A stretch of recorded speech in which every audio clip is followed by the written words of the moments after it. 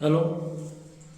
चलो देखिए, कुछ संख्याएं हैं जो कि बहुत महत्वपूर्ण है और इनको जानकारी कैसे कैसे रखना है। ये नहीं याद रहेगा तो बहुत सारे क्वेश्चन समझ में नहीं आता है कि 3 क्या है, 4 क्या है, 2 क्या है। तो चलिए इसको देखते हैं पहले ध्यान से। सम संख्या किसे कहते हैं? सम संख्या जैसे कि वह संख्या जो दो से विभाजित हो जाए,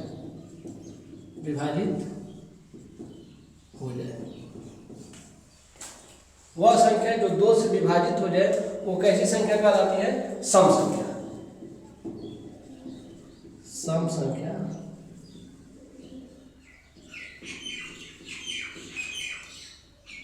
कहलाती है। जैसे अगर देखा जाए इसका एग्जाम्पल, तो जैसे जो 2 से पूरा कट जाता है, तो 2 हो गया, 4 हो गया, 6 हो गया, 8 हो गया, ऐसे आगे तक बहुत सारी संख्या हैं जो अनंत तक जाती हैं। तो जो संख्या 2 से कट जाएगी पूरी वो क्या कहलाएगी? सम संख्या। जैसे 50 2 से कट जाती है, 60 2 से कट जाती है, ये सब क्या हो जाएगा? सम संख्या।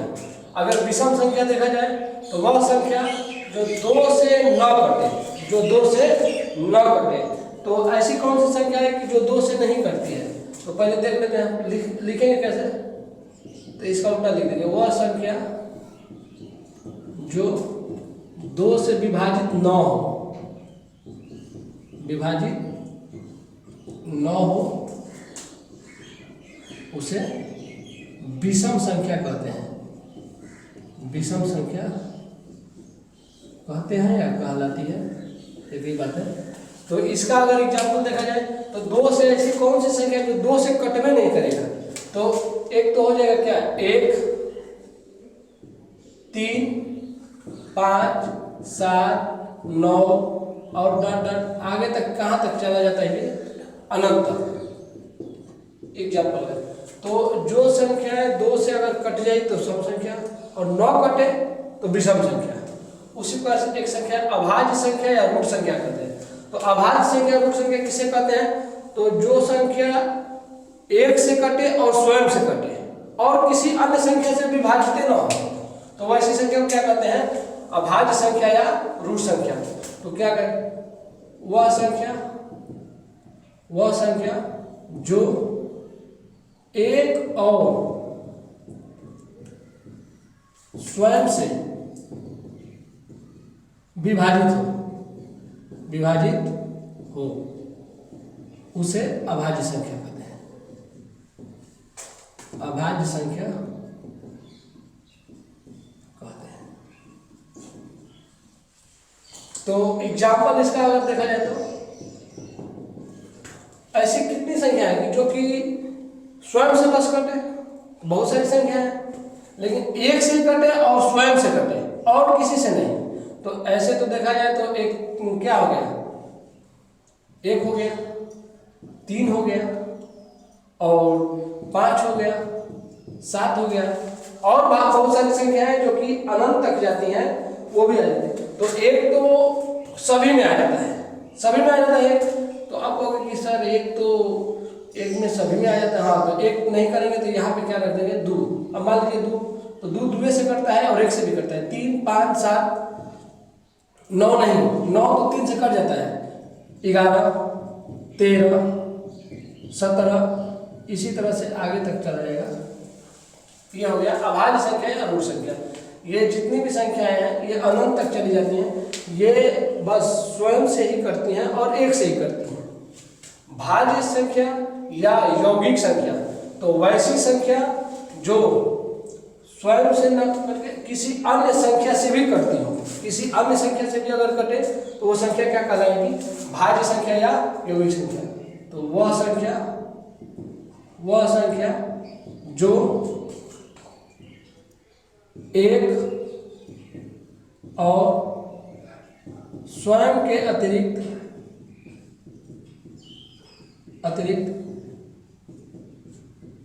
किसी अन्य संख्या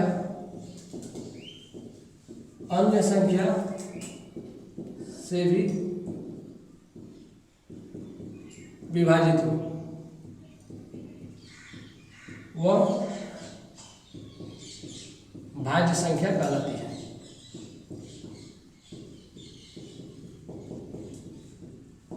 अगर एग्जाम्पल इसका देखा जाए तो कैसा रहेगा, तो जो संख्या एक से भी कटे, स्वयं से भी कटे, और इसके अलावा भी अन्य संख्या, जैसे चार क्या है, एक से भी कटता है, स्वयं से भी कटता है, अन्य संख्या से भी कट जाता है। 6, 8, 9, 10, 12, ये सब संख्याएं जितनी भी हैं वो किसी अन्य संख्या से भी विभाजित हो जाती है। तो ये सब संख्याएं क्या कहलाती हैं, भाज्य संख्या या यौगिक संख्या। अब आ गया सहअभाज्य संख्या। तो सहअभाज्य संख्या क्या कहलाता है कि वह संख्या जिसका गुणनखंड, मतलब कि अगर HCF 1 आ जाए, जिसे मौसक कहते हैं, अगर HCF 1 आ जाए तो वह संख्या क्या कहलाएगी, सहअभाज्य संख्या। तो वह संख्या जिसका गुणनखंड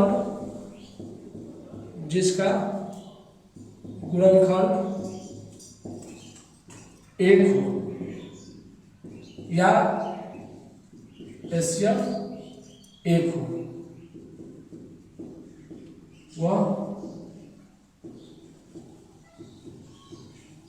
सहअभाज्य संख्या कहलाती है। अगर जैसे एग्जाम्पल कोई भी 2 और 3 का HCF 1 ही होगा, 3 और 4, 5 और 7, 8 और 11, अन्य बहुत सारी संख्या हैं जिसका HCF कितना हो जाएगा, 1। तो जिसका HCF 1 आ जाए वह संख्या क्या कहलाएगी, सहअभाज्य संख्या। अब आ जाते हैं प्राकृतिक संख्या पे। प्राकृतिक संख्या किसे कहते हैं, तो प्राकृतिक संख्या वैसी संख्या होती है जिसमें वस्तु को हम गिन सकते हैं।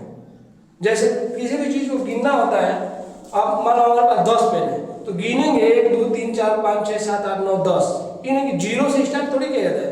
एक स्कूल में लड़के हैं तो स्कूल में लड़के हैं तो काउंट किया जाता है स्कूल में लड़कों की संख्या या क्लास में लड़कों की संख्या, तो 1 से स्टार्ट किया जाता है, नहीं कि जीरो से कोई करता है कि हाँ 0 1 2 3, तो रोल नंबर 0 हो जाता है। तो प्राकृतिक संख्या वैसी संख्या जिसका प्रयोग वस्तु को गिनने में किया जाए,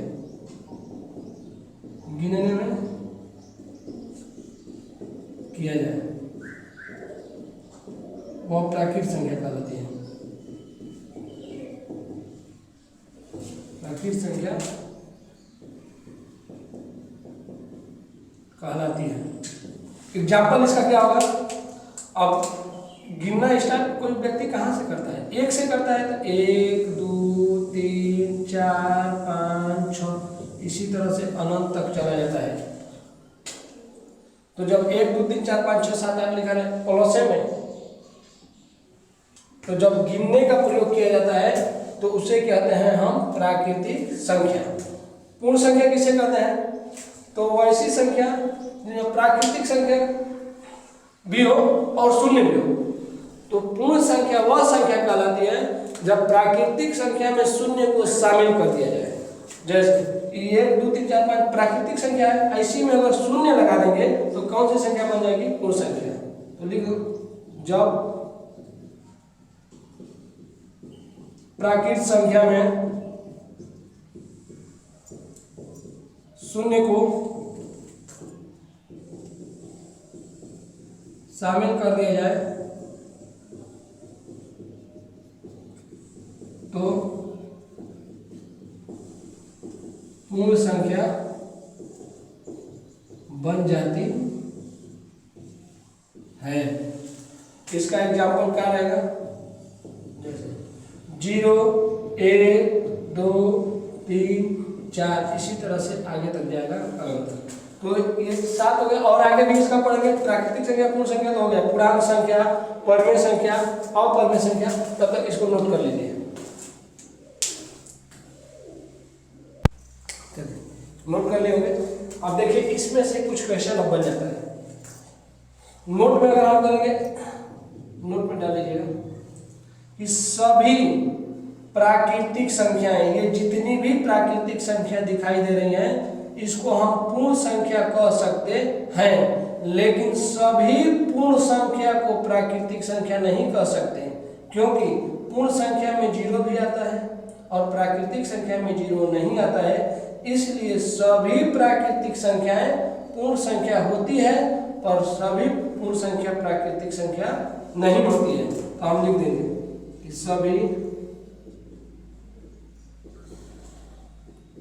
प्राकृतिक संख्या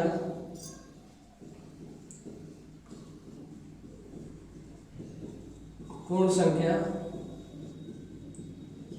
होती है, परंतु सभी पूर्ण संख्या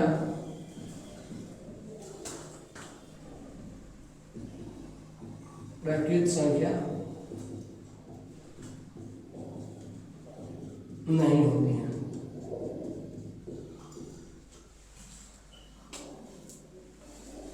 तो सभी प्राकृतिक संख्या, जितनी भी प्राकृतिक संख्या है सभी पूर्ण संख्या हो सकती है, परंतु सभी पूर्ण संख्या प्राकृतिक संख्या नहीं हो सकती है। जैसे अगर किसी लड़कों का या किसी अन्य लोगों का ग्रुप है, अगर सिर्फ लड़के वहाँ पे हैं तो उसमें से अगर कुछ लड़के पढ़ने वाले हैं तो हम ये कह सकते हैं कि सभी लड़के सभी वहाँ पे खड़े हुए लड़के छात्र नहीं हैं, लेकिन कुछ छात्र हैं। उसी तरह से जितनी भी प्राकृतिक संख्याएं हैं उसको हम पूर्ण संख्या कहेंगे, लेकिन सभी पूर्ण संख्या को नहीं कहेंगे। क्यों नहीं कहेंगे? क्योंकि जीरो आ जाता है, इसीलिए। अब आगे हम देखते हैं कि पूर्णांक संख्या क्या होता है और अभाज्य संख्या तो देख। अब पूर्णांक संख्या के बारे में देखते हैं। तो वैसी संख्या जिसमें ऋणात्मक संख्या भी आ जाए। प्राकृतिक संख्या में सिर्फ 1 2 3 4 5 6 ये सब था, और पूर्ण संख्या में 0 1 2 3 4 5 6 7 था।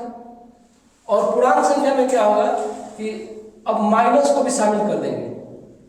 तो जब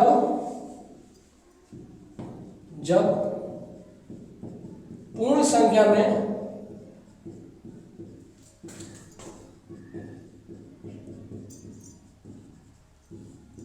ऋणात्मक संख्या को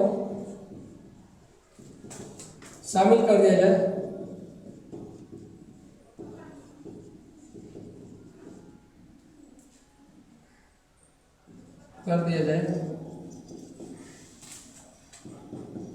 तो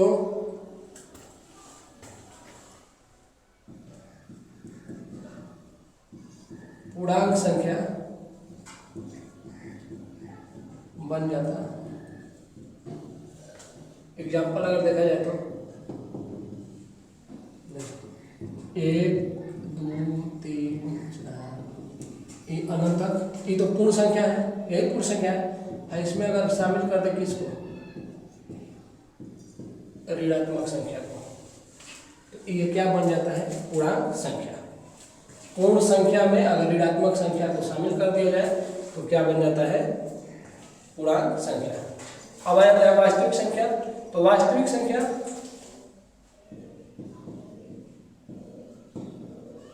परिमेय संख्या और अपरिमेय संख्या, या जैसे भी जितनी भी संख्याएं हैं, परिमेय संख्या, अपरिमेय संख्या, या जितनी 1 2 3 4 5 6 7 जो भी हो, इस सब का हो जाती है कि वास्तविक संख्या में आ जाती है। रियल नंबर में सब एक परिमेय संख्या हो, अपरिमेय संख्या हो गया, तो ये सब आ जाती है। जैसे 1 2 या 3/5 6/4 2/5 ये सब क्या है? वास्तविक संख्या है। सब जितना नंबर दिखाई देता है सब वास्तविक संख्या है। तो परिमेय संख्या और अपरिमेय संख्या के समूह को वास्तविक संख्या कहते हैं। लिख लेना, वास्तविक संख्या कहते हैं। परिमेय संख्या और अपरिमेय संख्या के समूह को लिखिए देखते हैं। अच्छा, अवास्तविक संख्या या काल्पनिक संख्या क्या कहलाती है? जिसका वर्ग ऋणात्मक निकले, जिसका वर्ग क्या निकले? ऋणात्मक। तो वैसी संख्या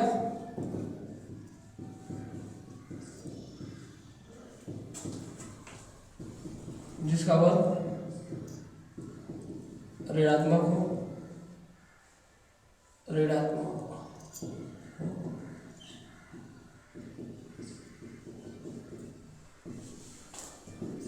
काल्पनिक संख्या कहलाती है। जैसे √3, √6, √7 -√3/5, ये सब क्या है? अवास्तविक संख्या। आगे तक भी रहेगा कि अब आ जाते हैं परिमेय संख्या पे। परिमेय संख्या क्या होता है कि जिस संख्या को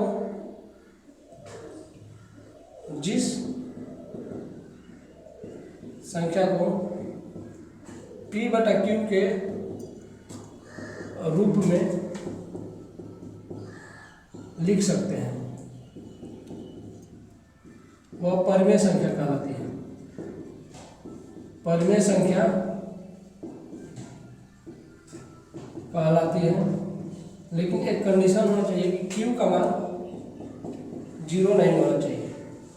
अगर एग्जाम्पल इसका देखा जाए तो ये सब पूर्ण संख्या होगी, याद रहे पूर्ण संख्या P और P/Q जो भी रहेगा पूर्ण संख्या रहेगा। जैसे पहले तो पूरा 0 क्या है? 0 परिमेय संख्या है कि अपरिमेय संख्या है? तो 0 क्या है? परिमेय संख्या है। जैसे 2/3, 6/4, 5, 3, ये सब क्या है? परिमेय संख्या है। लेकिन अगर पाई का एक कंडीशन आ जाता है कि पाई क्या है, तो पाई तो अपरिमेय है, लेकिन पाई का जो मान होता है 22/7 वो क्या है? परिमेय संख्या। 0 के नीचे कुछ नहीं है तो क्या है? 1। अब भाग करने पर क्या आ जाएगा? 0। लेकिन किसी संख्या में 0 से अगर भाग कर देंगे तो वो क्या आ जाता है? इन्फिनिटी। तो अपरिमेय संख्या से ठीक उल्टा हो जाएगा। P/Q के रूप में नहीं लिख सकते हैं, इसको लिख सकते हैं, इसको नहीं लिख सकते हैं। तो जिस संख्या को P/Q के रूप में नहीं लिख सकते हैं, अगर नहीं लिखेंगे तो वो अपरिमेय संख्या हो जाएगी। तो जिस संख्या को P/Q के रूप में नहीं लिख सकते हैं वह अपरिमेय संख्या कहलाती है। जैसे √3, √2, √6 या पाई और सारी संख्या हैं, ये एग्जाम्पल हो जाएगा। तो परिमेय संख्या को P/Q के रूप में लिख सकते हैं और इसे P/Q के रूप में नहीं लिख सकते हैं, और इसका भी Q का मान 0 नहीं होना चाहिए। ये पूर्ण संख्या के रूप में रहता है P/Q।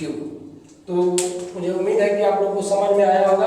और अब इसके आगे हम पढ़ेंगे कक्षा 9 का मैथ, क्योंकि ये पहले चैप्टर में इसका प्रयोग किया जाता है, इसीलिए हम पहले इसी को बता दिए हैं। धन्यवाद।